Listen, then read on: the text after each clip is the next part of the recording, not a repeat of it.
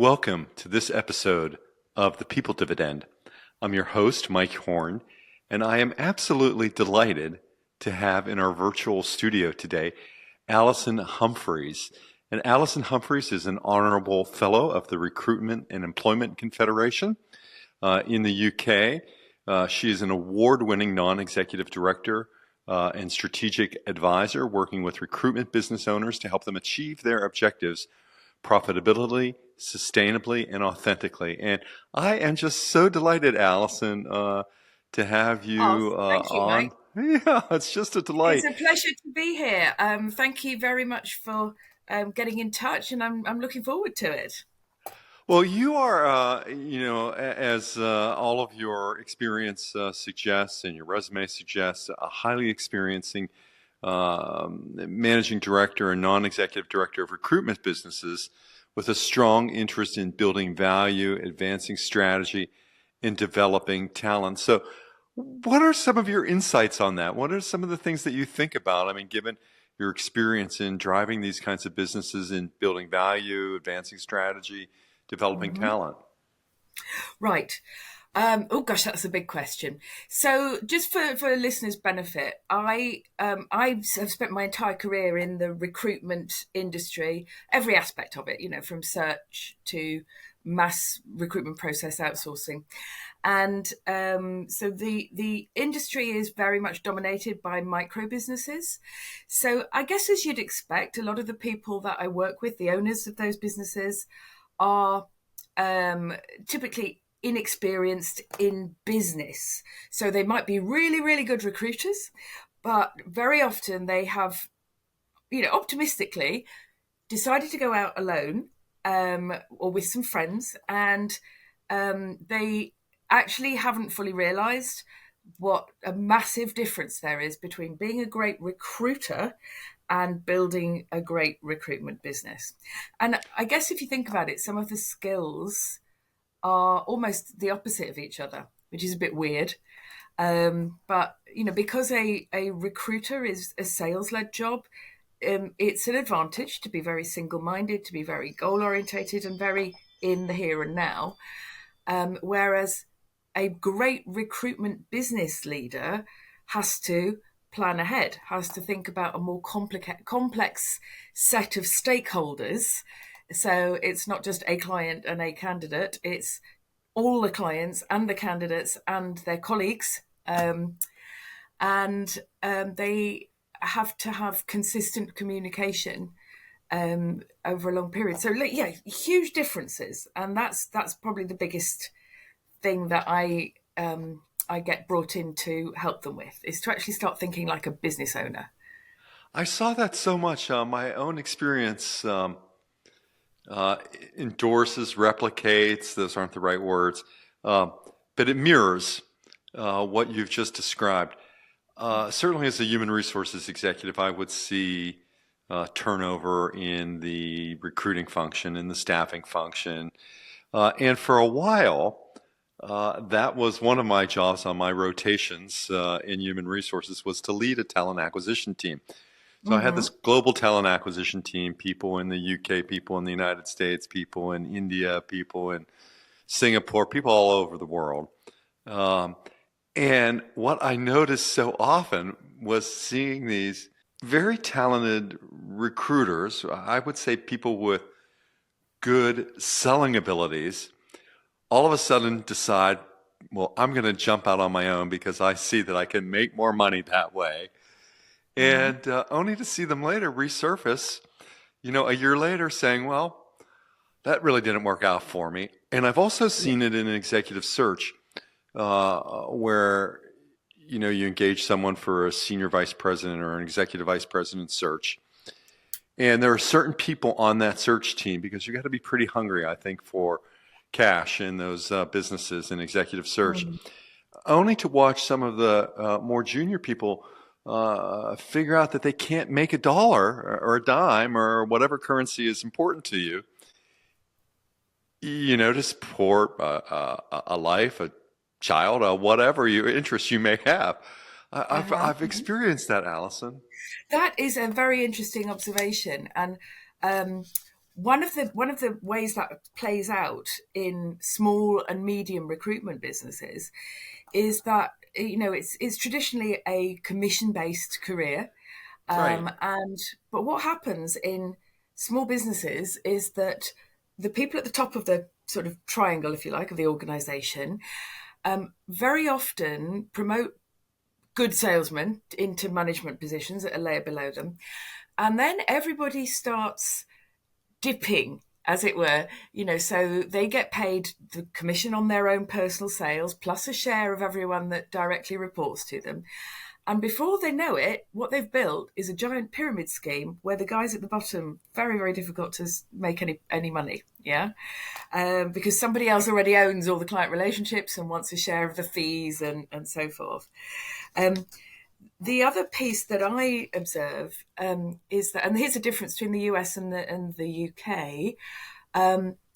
In the US, which of course is the largest market for recruitment services in the world, but in the UK is the most densely supplied in the world, and Japan sits in between. It's the second largest market, and yet there are literally hundreds of new business launches in recruitment every week, registering on a Companies House, and I'm sure you have an equivalent. And one of the first questions I ask people when they get in contact with me is, well, what's your point of difference? Why does the world need another recruiter in X, Y, or Z sector?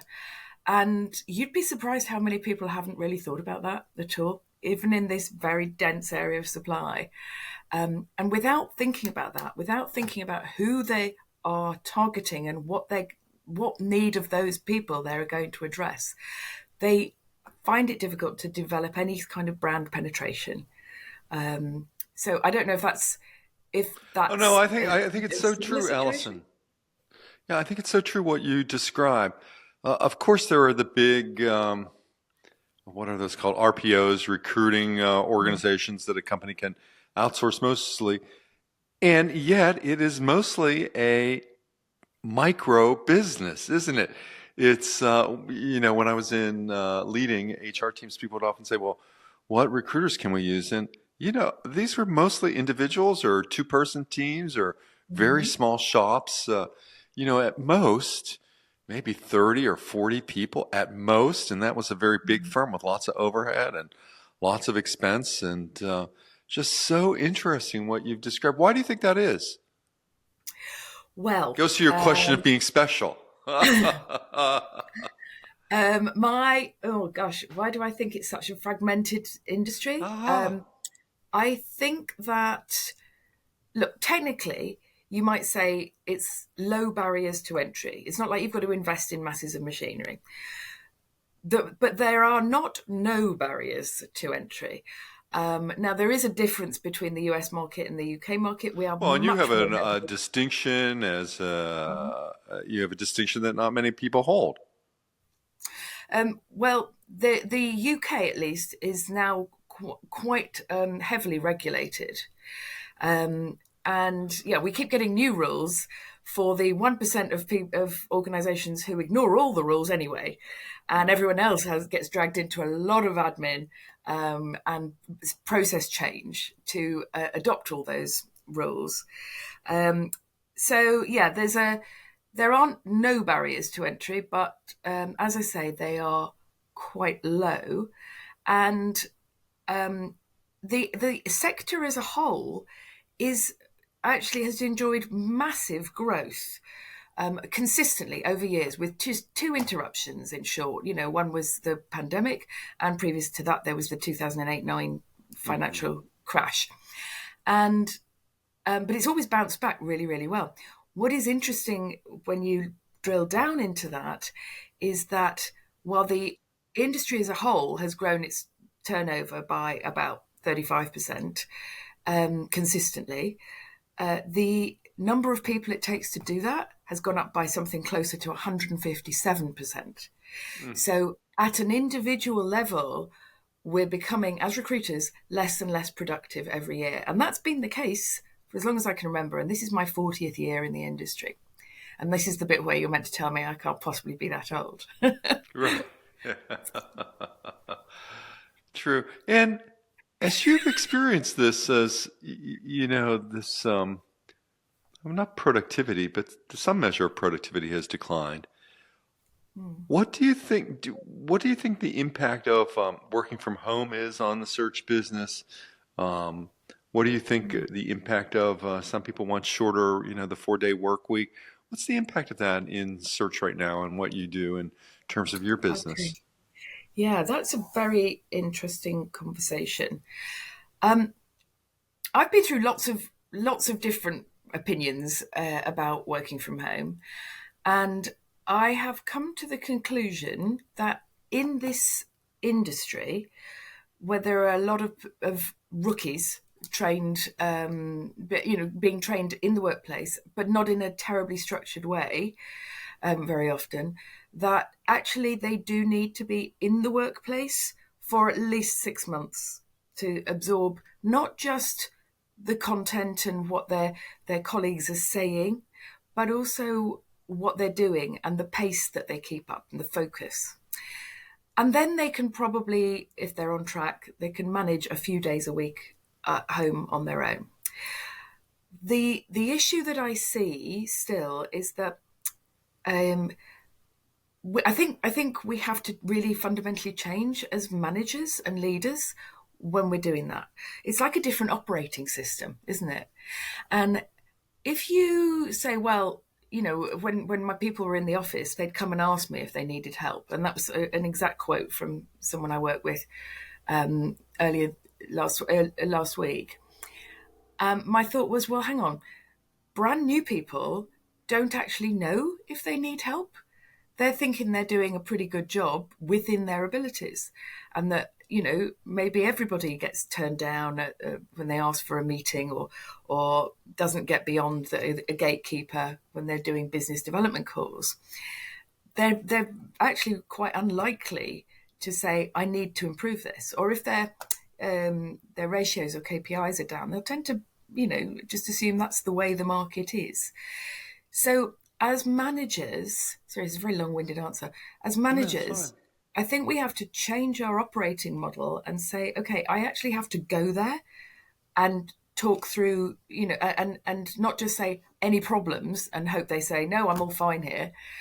I actually have to look very closely at the work people are doing when I can't see what's going on, um, Hmm. in a regular way. That's my experience.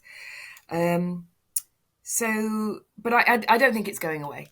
I think it's so popular for all sorts of practical and financial reasons, and with the challenges around people who have caring responsibilities and so on. I think it's definitely here to stay. If I may, you mentioned about the 4-day week, Hmm. which I I am very much of the opinion. There was a big public study, in effect, where companies signed up to this to do it and measure the results for 6 months and then a year.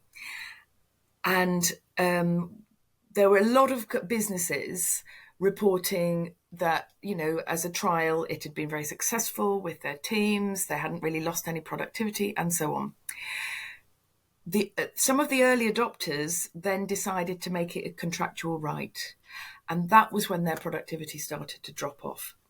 So Ah. we've had a lot of things that used to be privileges start to become rights. And once they become rights, people aren't motivated by them anymore, are they? Um, they just It's operate interesting. in There's a little bit of social science theory in that too, right? I mean, to the the. extent that you pay attention to people when they realize there's some trial or observation going on, they tend to do better than Mhm. in other times, right? I mean, the Hawthorne effect, I mean, as that might be expressed. Yeah, exactly. Interesting. Yeah, yeah, I'm yeah. so curious, as owner of and director of Recruitment Leadership Limited, how did you end up there, from a master's with honors in English language and literature from Oxford? You're right. It's not a traditional career choice when you leave the Dreaming Spires. Um, Interesting. Interestingly, at the time I left Oxford with a degree, I just want to point that out. Yes, no, I Um, see that. Yeah, it's an the accomplishment. the at that time, something like 1 in 6 graduates in the UK was going to join either one of the big accounting firms Uh-huh. or their associated consultancy arms. Hmm. And I knew that. So, and my parents were medical professionals, so unless I was going to follow in their footsteps, they didn't have any helpful advice to add. They were in the And NHS or well, exactly. Um, and so, what attracted me about recruitment was, I'm going to be honest. Look, what attracted me was the sheer variety, my utter nosiness about people, and the opportunity to meet people who are actually very high up in industry, and have interesting conversations right from the outset. What kept me there when I discovered it wasn't all glamorous all the time was, frankly, I was making about 4 or 5 times as much money within a year as all the people who'd gone to join the big firms of accountants. And that's fairly motivational, fairly motivating for a long period of time. So it was a long time ago, and I started off running a search desk. Then later became, I managed my own office, as it were, for a big national chain, Hayes, and then I became a UK director of Robert Half, which of course sure. you'll be familiar with the name. And by then I was kind of bored with the sort of clocks back to zero cycle of recruitment, and decided to get involved in some very big deals in recruitment process outsourcing deals. And yeah, so that's why I think my experience has some value to other small business owners. Yeah. It's absolutely amazing. I mean, to see that pathway and to recognize that pathway and how it contributes to your career today. I mean, so at Recruitment Leadership Limited, you're providing this strategic consultancy, coaching, non-executive director services to the and training to the recruitment sector across the UK. Are there any things that are on the horizon in today's political and economic climate that um, are concerning to you? Some of the problems that small businesses might be facing. Yeah, that's a great question. And actually, interestingly, I do have clients in US, Australia, Japan, Singapore now. Although most of them are based here in the UK, I think that business leaders, and in particular small business leaders now, have an absolute raft of expectations on them. They are expected to be their employees' friend, mentor, entertainer, social worker, financial advisor, and also their conscience, and organise their involvement with charity, and so on and so forth. On top of that, they have like increasing levels of legislation and compliance to deal with. And I think it's true to say that it's very hard to make it a fun job, and to get enjoyment anymore from all that. If you are a small business that's struggling to maintain profit margins, but and some of that's just got a little bit more because the expectations of our Gen Zers or Gen Zers are so high, and their attitude to what they should get from work and what they should be able to take from it, I think, has changed. But I'd be really interested to know your thoughts on that. Well, I think what's going on in this regard is that there are, I work primarily in leadership development. I have three offers. One is executive coaching for people who are founders or in the C-suite already or aspirants to the C-suite. some leadership development that I do for companies in a 6 to 18 month increment. With a cohort of people, and that shows up in all kinds of different flavors. The third thing I do are organization development interventions.